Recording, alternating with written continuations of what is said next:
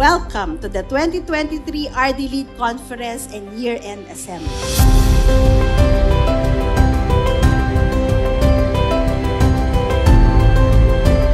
I am amazed to see how the RD Lead over the years has grown into a network of researchers, experts, and institutions.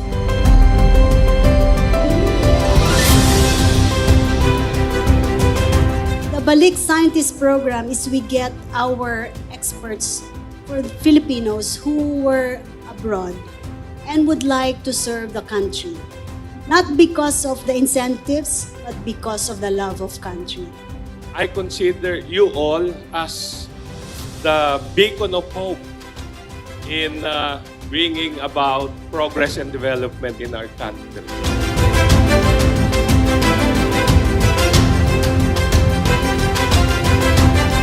It's not about the money, fame, or popularity. Most of the time, it's about that journey.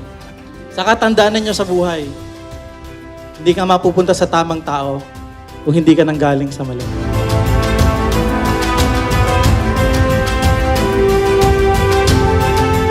I am confident that they will be more than capable in tackling them since you armed them, not just with scientific knowledge, but also helped shape their behavior and character to face the world with their hearts and minds in the right place.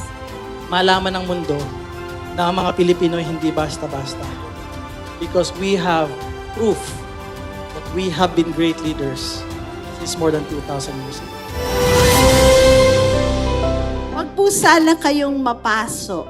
Pagpatuloy po nating lahat ang ating passion sa research, whether we are the ones doing the research or we are mentoring the younger generation so that we keep the fire of research alive.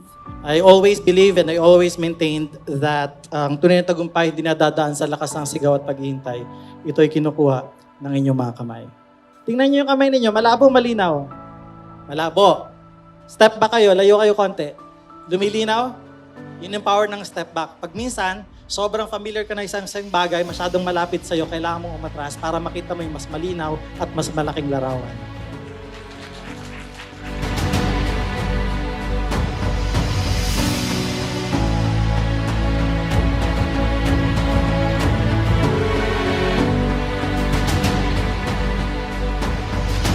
Ako ho ay natutuwa talaga dahil alam ko po na eventually ay may good news at may mangyayaring maganda sa ating mga kanayunan.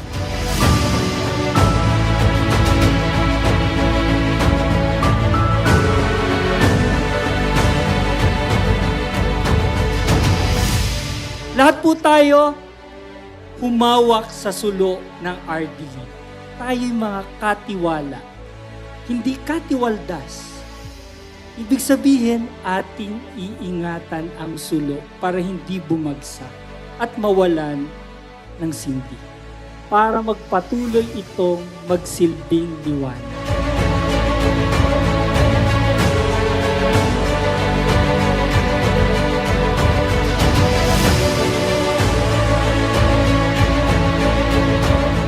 Let us keep in mind that we always have each other to lean on, to gather strength and support from, to run to when we need help and don't know what to do. And most importantly, to remind us all the reasons we do what we do, to serve the people and give glory to the Almighty through our work. Patuloy tayong maging mga sulo na magbibigay liwanag sa anumang kadiliman na bumabalot sa mundo ng pananaliksik. Huwag po nating hayaang mamatay ang sulo.